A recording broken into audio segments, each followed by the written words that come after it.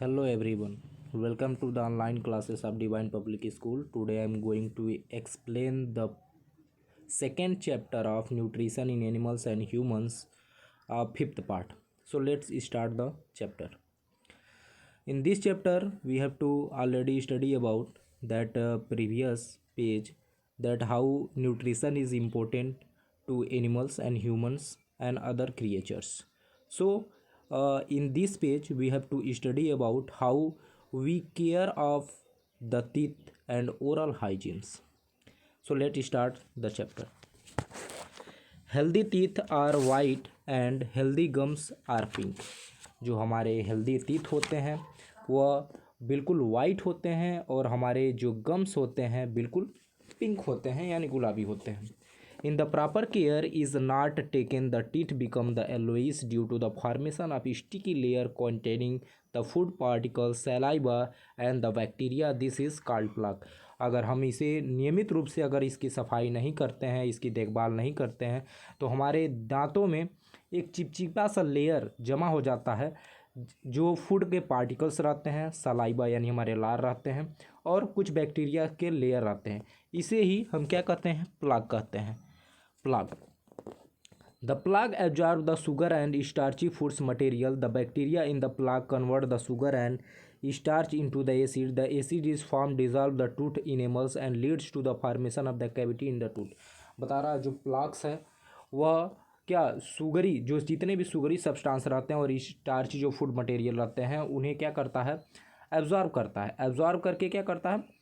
The bacteria in the plaque convert the sugar. और जो bacteria रहती हैं उसे शुगर और स्टार्च में कन्वर्ट करके एसिड बना देती हैं, इनटू एसिड में चेंज कर देती हैं. एसिड जो रहता है यह हमारे टूथ एनिमल्स जो रहते हैं यह and leads to the formation of the cavity. Animals के साथ जुड़ करके हमारे दांतों में कैविटी यानी सड़न पैदा करने का काम शुरू कर देते हैं. Gums hold the teeth and the built up the plaque at the place where the teeth meets. The gum leads to the losing of the teeth and you may now feel the importance of the oral hygiene. बता रहा है कि इसके वजह से हम धीरे धीरे अपने दांतों को खोना शुरू कर देते हैं, दांतों में सड़न पैदा होना शुरू हो जाता है. अब हम हाइजीन, हमारी साफ़ सफाई मुंह की क्यों ज़रूरी है, इसके बारे में डिस्कशन करेंगे. Given below are some helpful suggestion for the proper care of the teeth and gums. Properly brush your teeth every in the morning and again before going to the bed. हमें हमेशा दिन में 2 बार brush करना चाहिए, एक सुबह और bed में यानी रात में सोने से पहले. Massage your gums gently with the soft brush. अपने जितने भी गम्स होते हैं, मसूड़े होते हैं, उन्हें सॉफ्ट ब्रश से उन्हें ब्रश करना चाहिए, साफ़ करना चाहिए. Wash your mouth through out with water after every eating. हमें अपने मुंह को हमेशा खाने के बाद साफ़ रखना चाहिए. Eat self-cleaning the food such as the raw vegetables, carrot, radish, cobas, fresh fruit, particles, citrus fruits. यह सारी चीज़ों को, जो रॉ मटेरियल्स होते हैं, जो सब्जियां होती हैं, यह इन्हें हमें ज़रूर खाना चाहिए.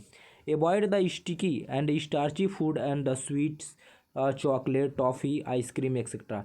यानी जितने भी स्वीट्स चीज़ें होती हैं इन्हें हमें खाने से बचना चाहिए. यह हमारे दांतों में स्टिक यानी चिपक करके सड़न पैदा करने का काम करते हैं.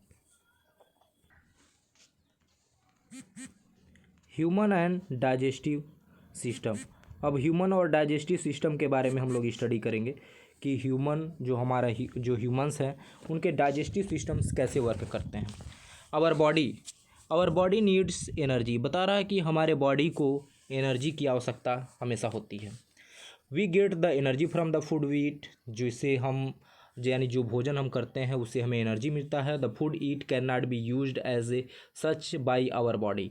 जो फूड हम नहीं, अगर फूड नहीं खाते हैं तो ये हमारे बॉडी को एनर्जी नहीं दे पाता. To take the food and usable by our body the food may be broken into the simpler and soluble molecules. The similar and the soluble molecules are absorb by the body. बता रहा जो food रहता है, food हमारे body में digest होने के बाद सिंपलर और सॉल्युबल्स मॉलिक्यूल्स में टूट जाता है.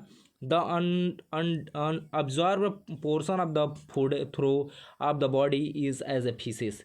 बता रहा और जो बॉडी में फीसेस मिस होता है, वेस्ट मटेरियल.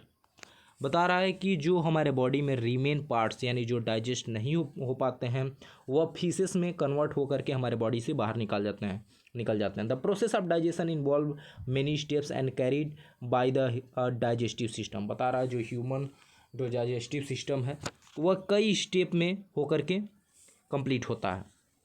पहला दिया है the organ which constitute the digestive system of the human beings are. पहला जो आर्गन है food tube or alimentary canal. Food pipe होता है और एलिमेंट्री जहाँ से वेस्ट मटेरियल निकलते हैं इसे एलिमेंट्री कनाल कहा जाता है। बकल कैविटी, फूड पाइप और ऑस्फेगस। सबसे पहले बकल कैविटी से यानी भोजन वहाँ से चबाते हैं हम, उसके बाद यह फूड पाइप या ऑस्फेगस में जाता है, उसके बाद पेट में जाता है, पेट से बाद वह स्मॉल इंटेस्टाइन में जाता है, उसके बाद जब पूरी तरह से भोजन पच जाता है तो यह लार्ज इंटेस्टाइन में जाता है, उसके बाद रेक्टम, एनस से जो वेस्ट मटेरियल रहते हैं वह निकलना शुरू हो जाते हैं। डाइजेस्टिव ग्लैंड्स में तमाम तरह के डाइजेस्टिव ग्लैंड्स भी होते हैं जो हमारे बॉडी में भोजन को पचने में बहुत इंपॉर्टेंट रोल प्ले करते हैं। इसमें सैलिवरी ग्लैंड्स है, लीवर्स है, पैनक्रियाज है, गॉल ब्लेडर्स है। यह डाइजेस्टिव ग्लैंड्स हैं यानी कुछ न कुछ इसमें डाइजेस्टिव जूस सेक्रेट होता रहता है जिससे भोजन आसानी से पच पाता है।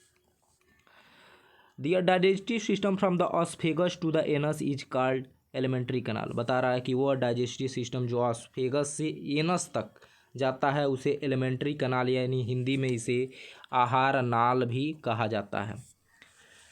In humans the alimentary canal is about 9 metre. जो ह्यूमंस रहते हैं इनमें एलिमेंट्री कनाल लगभग 9 मीटर लंबा होता है।